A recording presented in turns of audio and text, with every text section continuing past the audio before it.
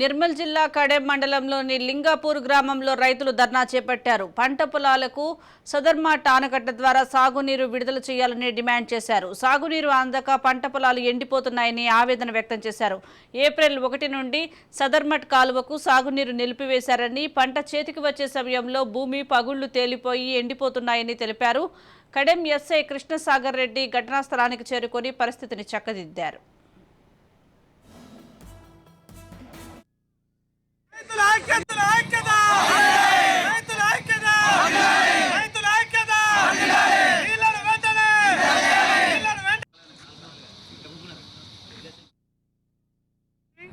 మాకు నోట్లకు వచ్చిన పంట ఇప్పటి వరకు నీరు అందించలేకపోతున్నారు. మరి నీళ్ళని ఎటు మళ్ళిస్తున్నారు? మాకు నోట్లకు వచ్చిన పంటకు నీరు అందించకపోతున్నారు. మాకు ఒక 45 రోజులు నీరు అందిస్తే మా పంట మాకు చేతికి వస్తుంది. కావున దయచేసి నీరును వెంటనే విడుదల చేయాలని డిమాండ్ చేస్తున్నాము. 1 తారీఖు నాడు సదర్మాట్ కెనాల్ పూర్తిగా బంద్ అయిపోయింది. సదర్మాట్ కెనాల్ కింద 14 గ్రామాల రైతులున్నారు. 18,000 ఎకరాల మార్గం ఉన్నది. ఈరోజు వరి చివరి దశకు వచ్చింది. కెనాల్ అనేది పూర్తిగా బంద్ అయింది.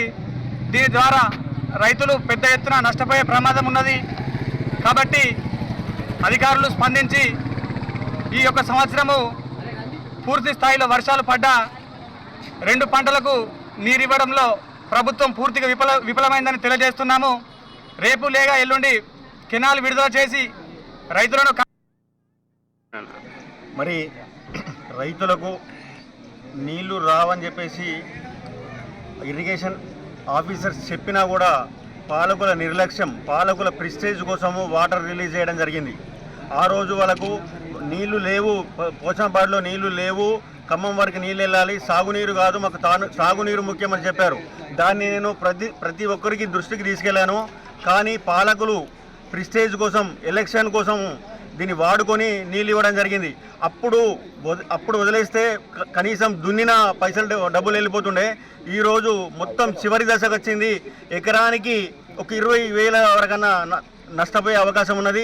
ఇది ఏది ఒక 10 అంటే 2 తల్లు లేదా 3 తల్లు ఒక 15 రోజుల వరకు నీళ్ళు ఇవ్వగలిగితే రైతులందరినీ ఆదుకున్న వాళ్ళు అవుతారు. అసలు ప్రిస్టేజ్ ఇప్పుడుంది.